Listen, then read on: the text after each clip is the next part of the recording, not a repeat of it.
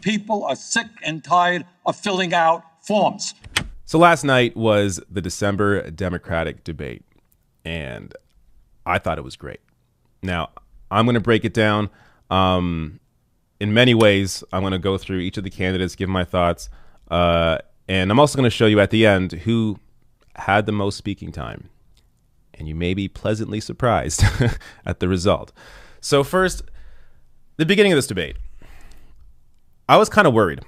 So, like, maybe the first half of this debate, Elizabeth Warren and Bernie Sanders they hadn't brought it yet. They weren't going after anybody. Sure, their answers were, as solid as they normally are, especially Bernie Sanders. But I had tweeted about halfway through this debate that Sanders and Warren, they should be attacking other people. If they actually attacked other candidates on stage, they could snuff out all these candidates. And as I tweeted that, Elizabeth Warren and Pete Buttigieg began to have their little debate, which I'm going to show a piece of actually in a different video. But that's kind of where it all started. So before I get to the breakdown of the candidates here, I was also impressed by the questions that were asked.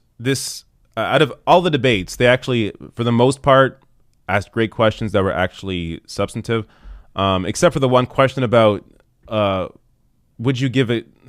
There was some weird question about would you give a gift, or would you, or like who would you give a gift to on stage, and what would the gift be?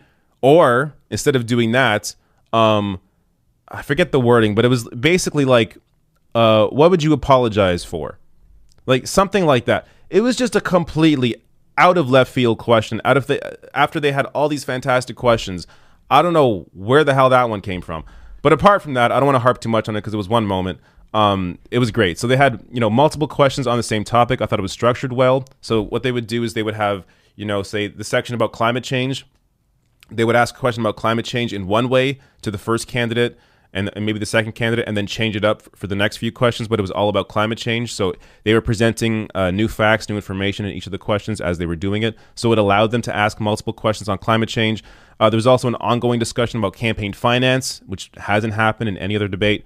There's also a question to Bernie about Israel, which, again, doesn't really come up. Usually he has to bring these issues up. So fantastic when it comes to the questions. Let's get to the candidates now, including some examples. I'm going to sit over here on this side of the screen, and we're going to go through some examples. So first up, Andrew Yang. So before I even really get into all the candidates, I think everybody here had a great night, except for Pete Buttigieg. So in fact, you could almost say everybody here had their best night out of any debate, except for Pete Buttigieg. We'll get to Buttigieg. So first, I want to show you why I think Andrew Yang had a solid performance. Let me start with this example clip here. GDP and corporate profits are at record highs in America today. Also at record highs, depression, financial insecurity, student loan debt, even suicides and drug overdoses. It has gotten so bad that our life expectancy as a country has declined for the last 3 years because suicides and drug overdoses have overtaken vehicle deaths for the first time in American history. The fact is, this unemployment rate and GDP have very little relationship with people's lived experience on the ground. If you're a recent college graduate, you have a 40% chance of doing a job that doesn't require a college degree. That doesn't show up in the headline unemployment rate, nor does all of the families that are working 2 or 3 jobs to get by. So there you go.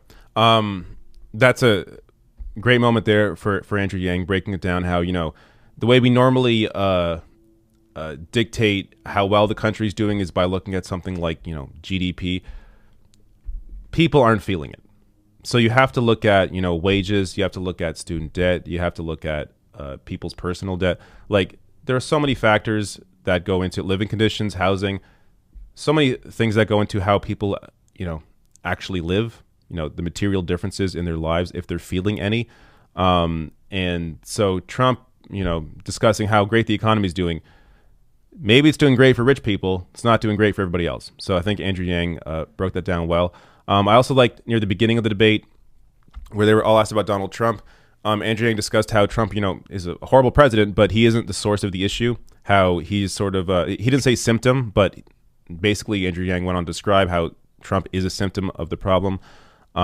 So he was able to kind of identify that well. And I also want to share this clip. So this was kind of I thought this was a weird moment for Yang, because a lot of his support, like not all of his support, but a lot of his support are kind of like sort of quasi-libertarian Joe Rogan, dude bro kind of people. So this moment here, I'm actually curious how this will play with his base. So-called dreamers in the state of California, more than any other state, including several students right here at LMU. If you win and you reinstate DACA through executive action, another president could just overturn it again. So will you move on a permanent legislative fix for dreamers in your first 100 days if elected? Of course I would. I'm the son of immigrants myself, and I know that dreamers are essentially Americans and everything but this legal classification.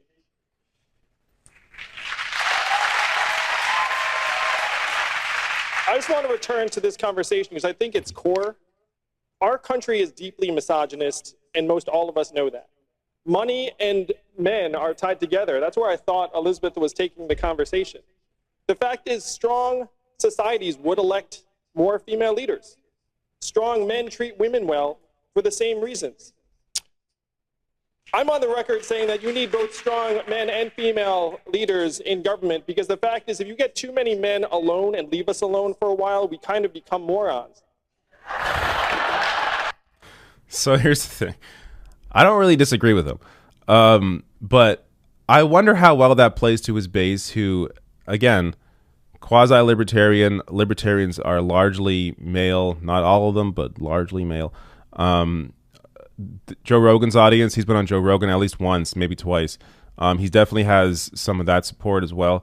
So I'm curious, him playing to this kind of line, or him saying this, I wonder how this plays to his base. I guess it kind of remains to be seen. But overall, I thought Yang did well. That said, he's not going to win this race. He doesn't have the movement. He doesn't have the support base. He doesn't have the donor base in terms of, individual or wealthy. He has a bit of both, but it's not enough to really, take him far into this. He doesn't appear to be growing all that much. That said, the debate alone, he did well. Pete Buttigieg, I don't have any examples, so I'm going to Pete Buttigieg next. I don't have any examples of Pete Buttigieg because he'll be in my other examples from other candidates. But this was his worst performance. He was attacked from all sides. Amy Klobuchar attacked him on lack of experience, which it's a clip I'll get to. Warren and Sanders attacked him on meeting with wealthy donors. I mean, even Andrew Yang got a dig in at Pete Buttigieg by mentioning the wine cave thing. So they all, almost all of them, except for maybe Steyer, though I'm not even sure, maybe Steyer got a jab as well.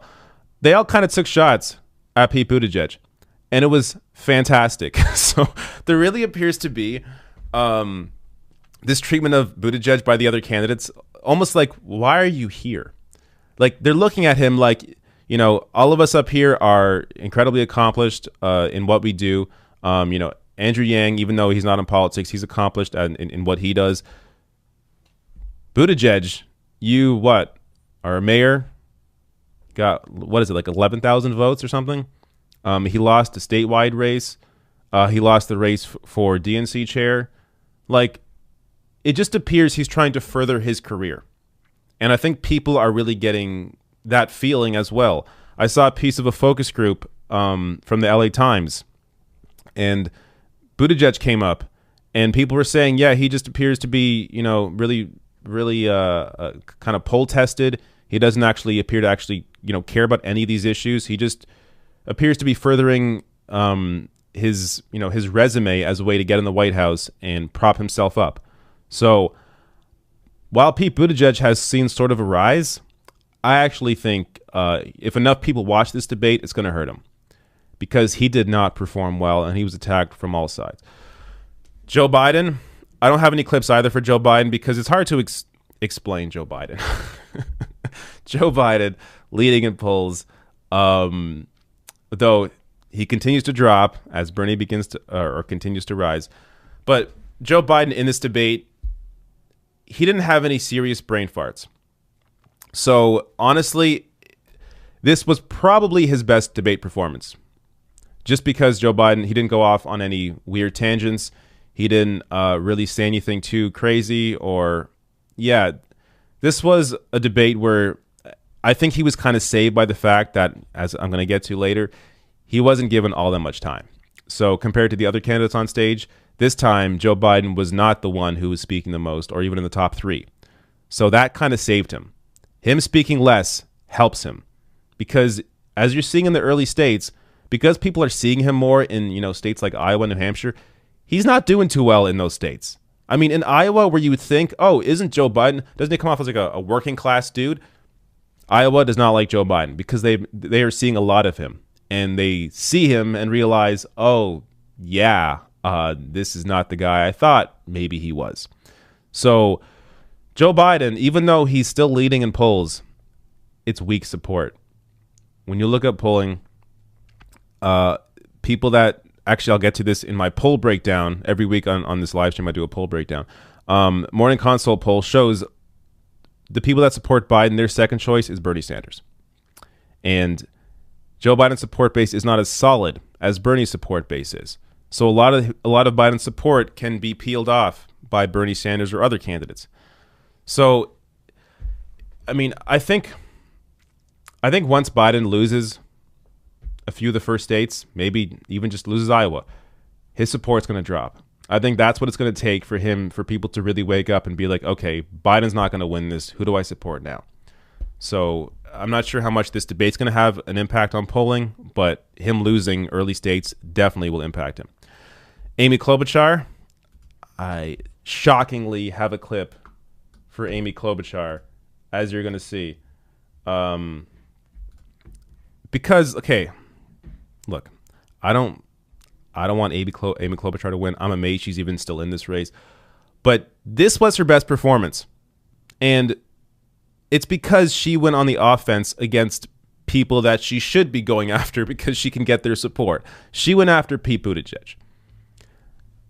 She is aware enough to understand. Klobuchar knows she can't peel off Warren supporters, really. I mean, maybe a bit for some of those identity-obsessed supporters. But in terms of policy issues, she can't peel off Warren supporters. She definitely can't peel off Sanders supporters. So where does she go? She goes after Pete Buttigieg, somebody who is rising in the early states and definitely has weak support. People that can be pulled off from Pete Buttigieg potentially to Amy Klobuchar. So let me show a bit of what Amy Klobuchar had to offer in this debate. When we were in the last debate, Mayor, you basically mocked the 100 years of experience on the stage. And what do I see on this stage? I see Elizabeth's work starting the Consumer Financial Protection Bureau and helping 29 million people. I see the Vice President's work in getting $2 billion for his cancer moonshot.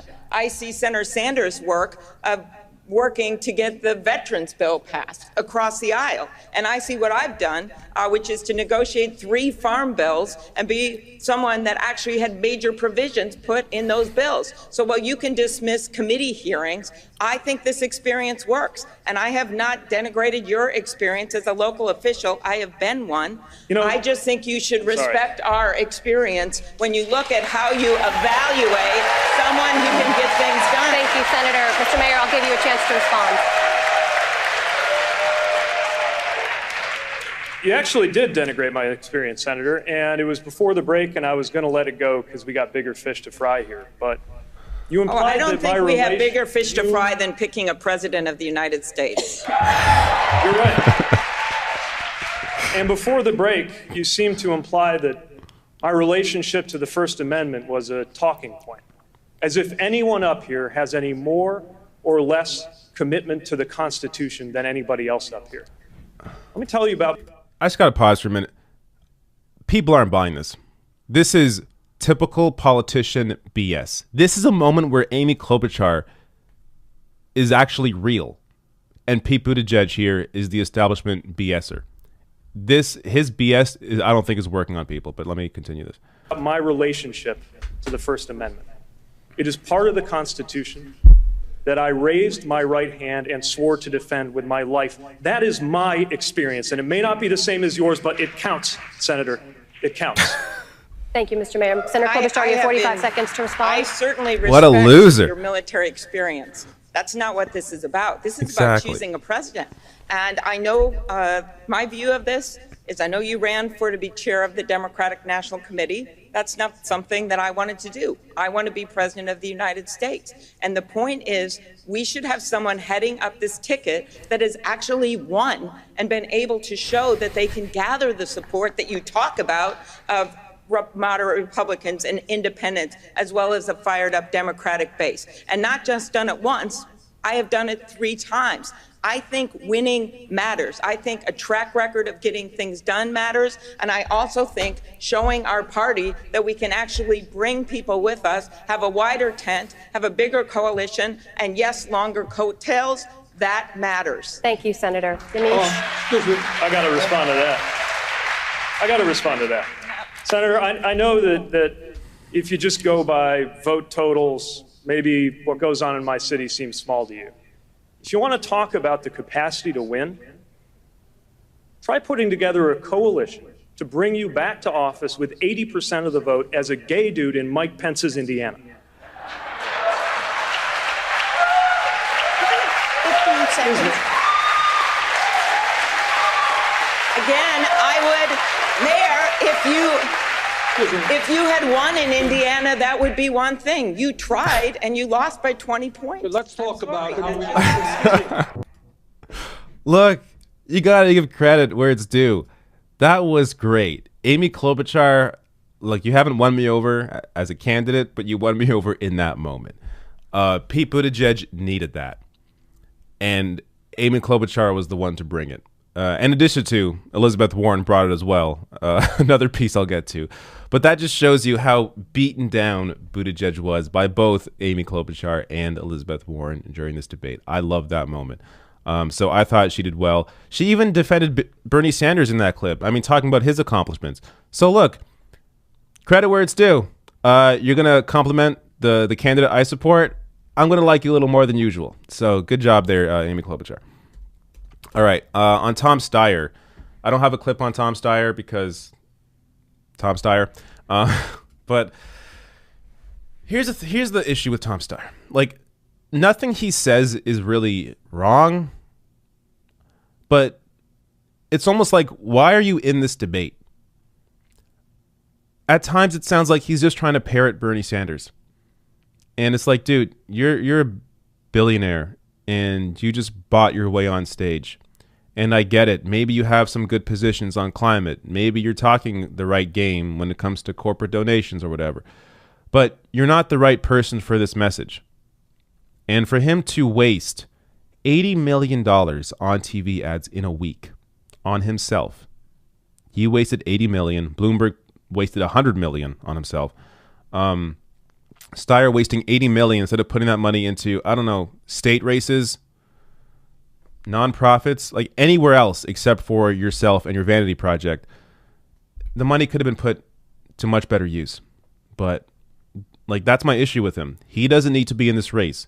The issues that he's trying to represent are already being represented by other people on stage. There is no reason at all for Tom Steyer to be in this race. That said, he did okay, I guess, but he's largely forgettable for me. Elizabeth Warren. All right. I thought Elizabeth Warren had a pretty good night. Let me show you a clip here. I'm also going to have a separate segment on her back and forth with Buttigieg. So I'm not going to show that here, but I do want to show. I like this. She was comfortable on stage. She presented well. Let me play this piece. Senator Warren, you would be the oldest president ever inaugurated. I'd like you to weigh in as well. I'd also be the youngest woman ever inaugurated.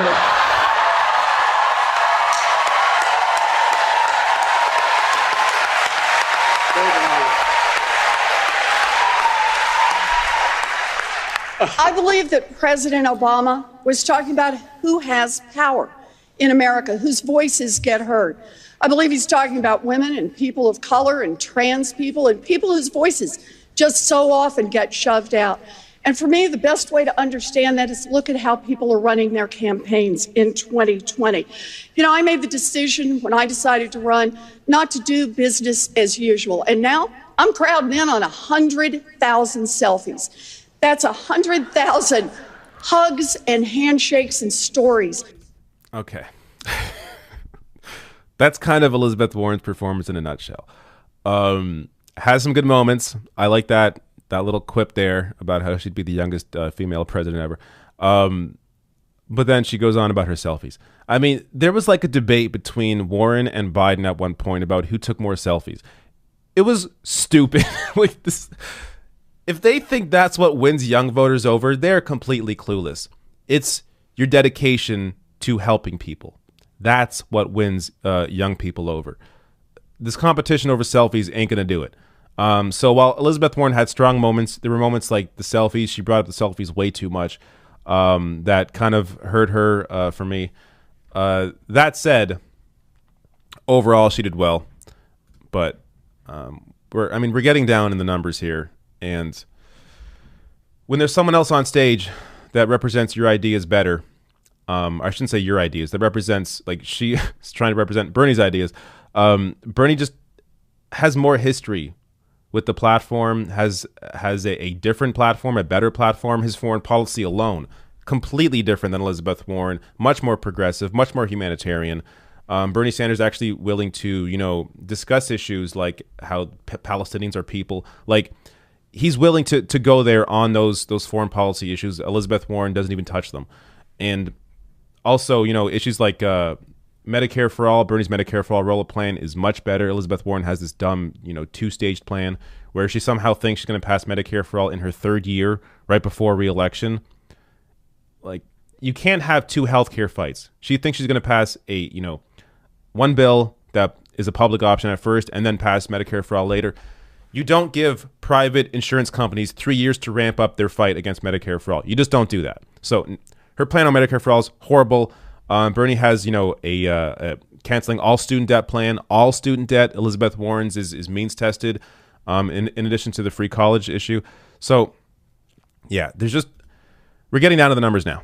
And at some point, I think Elizabeth Warren has to drop out and back Bernie Sanders. He's just a better vessel, and he's built the movement. Like, it'd be one thing if there were these policy differences, but she had the movement behind her. Bernie Sanders has the movement behind him. He has by far the most individual donors, the most donations, the most volunteers, the most grassroots support by far. He has huge progressive groups like CPD Action that represent 600,000 families backing his campaign. It's going to get, if she stays until Iowa, which I'm sure she will, but after, some of the early states, if she doesn't win any of them and Bernie wins them, at that point, I think she has to drop out and back Bernie, but we're going to see where that all goes. The debate, though, she did fairly well. Oh, also, I want to mention briefly that since I'm not going to mention it here in this video, the wine cellar thing, or the what is it? The wine cave. So Elizabeth Warren brought up how Pete Buttigieg met with wealthy donors in this wine cave. You see him right here. Yeah. $900 bottle of wine. So that's who Pete Buttigieg has face-to-face time with. And I'm glad that Elizabeth Warren brought this up, as again, you will see in a separate video. All right, the next person. Who am I missing in this discussion? Oh, yeah. Bernie Sanders. So Bernie, I thought, started off kind of shaky, to be quite honest with you. Like that moment when the moderator cut him off and was like, Sanders, this question's about race. And he was getting to that. Like, this is the issue as well with the moderator in this moment. If you don't understand as a moderator that race and climate are intertwined, like, what the hell are you doing? So she butts in to Bernie. In that moment, it did make Bernie look bad. But he was getting to climate. Or, I mean, he was getting to race. Like, he was connecting the two together. So he was actually on the correct side of the issue. But like when that happened, I thought this debate's they're not gonna report on it well in terms of how he comes off. But then the last half of the debate, I thought it was fantastic. Nails Joe Biden and Buttigieg on their billionaire donors. I covered this in a previous video, but since this clip is quick, let me just show it again, since this is very satisfying to watch. Senator Sanders, I am rather proud, maybe, I don't know, the only candidate up here that doesn't have any billionaire contributions. But you know what I do have? We have received more contributions from more individuals than any candidate in the history of the United States of America at this point in an election, averaging $18 apiece. Now, there's a real competition going on up here. My good friend Joe, and he is a good friend, he's received contributions from 44 billionaires. Pete, on the other hand, is trailing, Pete. You only got 39 billionaires contributing. So, Pete, we look forward to you. I know you're an energetic guy and a competitive guy to see if you can take on Joe on that issue. But what is not a laughing matter, my friends, this is why 3 people own more wealth than the bottom half. This is why Amazon and other major corporations pay 0 in federal taxes. We need to get money out of politics. We should run our campaigns on that basis. Thank you, Senator. So, yeah, I don't want to get too into this clip because I covered it in another video. But basically, the way he brings it out there is perfect. He discusses how many, he has the most donations by far, individual donations by far out of anybody in the race. I mean, grassroots support is what is driving Bernie Sanders. Then he brings in how, Joe Biden and Pete Buttigieg have, all these billionaire donors. That's who's backing them. And then he connects it to policy by discussing this corruption is why Amazon pays 0 in taxes. Brilliant. That's how you do it. So this is maybe Bernie's best minute in any debate so far because he's able to connect everything together. His movement, the other candidates and their issues, and then policy, how that affects policy. So good. That was easily the best moment in the debate, as I discussed in my video on that. So go watch that video for more. There was also back and forth with Klobuchar, a brief back and forth with Klobuchar that I actually enjoyed, where Klobuchar or Bernie brings up how, I'm not yelling at you. I'm angry at the corrupting influence that money has on politics, be it corporations, wealthy donors. So he kind of recenters the conversation, recenters his anger at what the actual issue is, which, a lot of people, voters, unfortunately, they're bothered by the bickering back and forth, even though I think it's good to do that. But by Bernie being able to connect his anger to people that aren't on stage, not necessarily at, the other politicians, even though that's also part of it, but by connecting his anger to, the forces that are actually driving a lot of this, I think that works on a lot of voters that may not be for Bernie yet, but I think that will help connect with him. He also had this moment that I think is also effective for people that may not yet be Bernie supporters, where he briefly mentions it, but this definitely works. This idea that people have to fill out all these forms because of the means testing of these programs. Watch.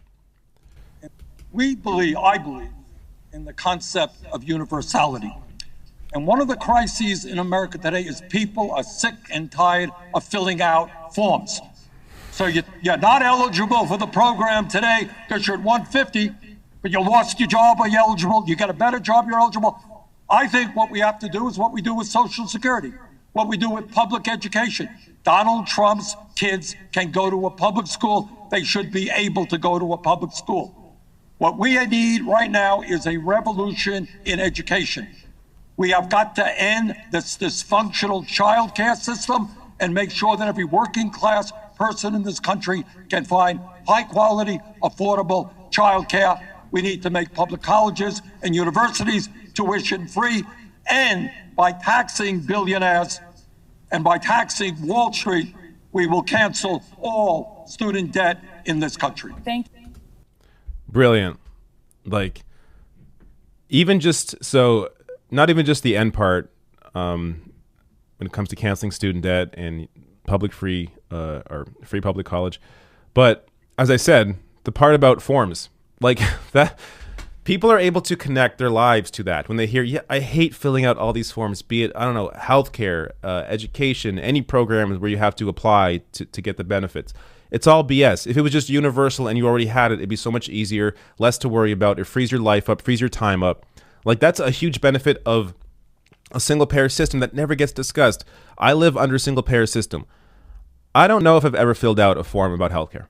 I mean, I had surgery once. It was minor surgery. I think there was like a 1-page form for that, just to kind of like basic information. But that's it. Like, that's one of the huge benefits of universal programs. Because it's universal, you don't have to explain yourself. You don't have to in any way try to apply for whatever it is, because you have it. It's guaranteed to you. It's universal.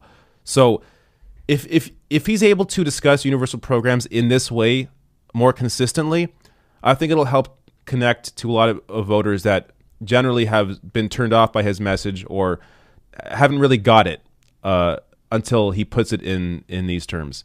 So I'm glad that he brought that into the discussion. I also want to share this clip, since I thought this was a great question by the moderator. I think this clip has the question as well. I hope so.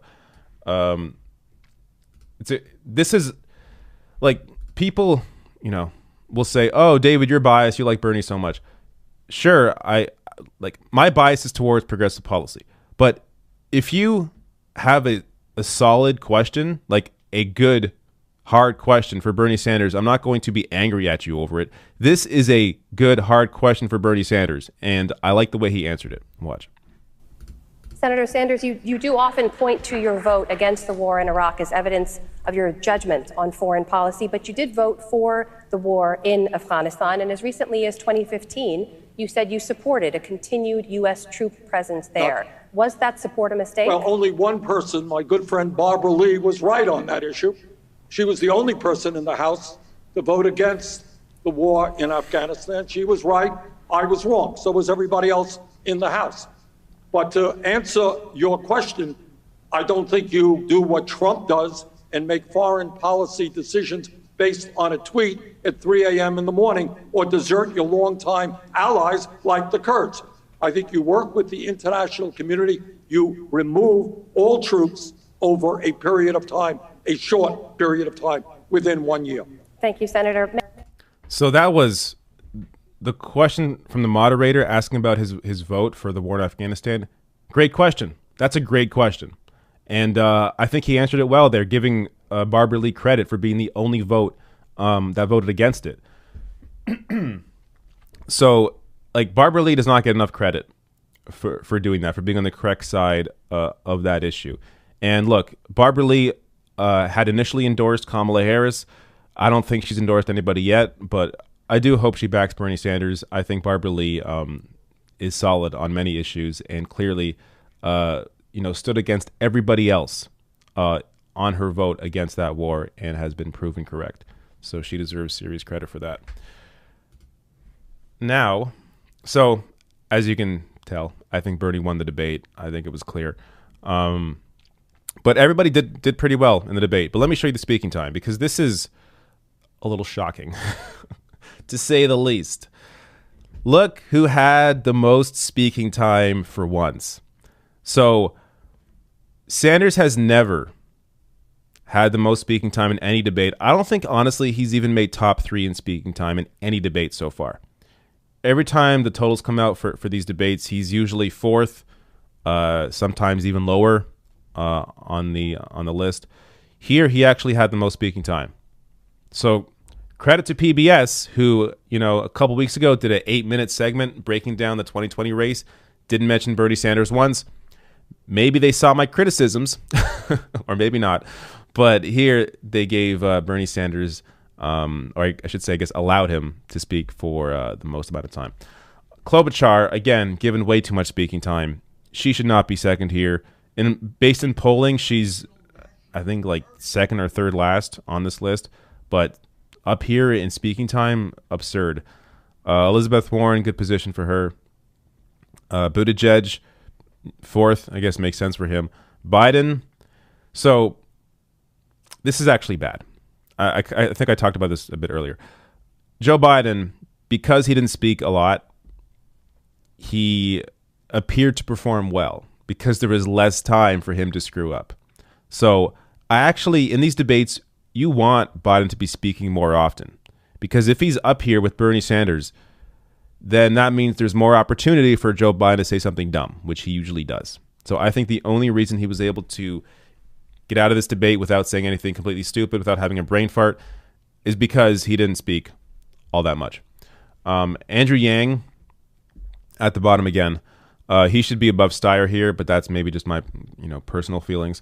But I think Andrew Yang was able to utilize the time he had and did a lot with it. So this list isn't everything. All right, that's the breakdown.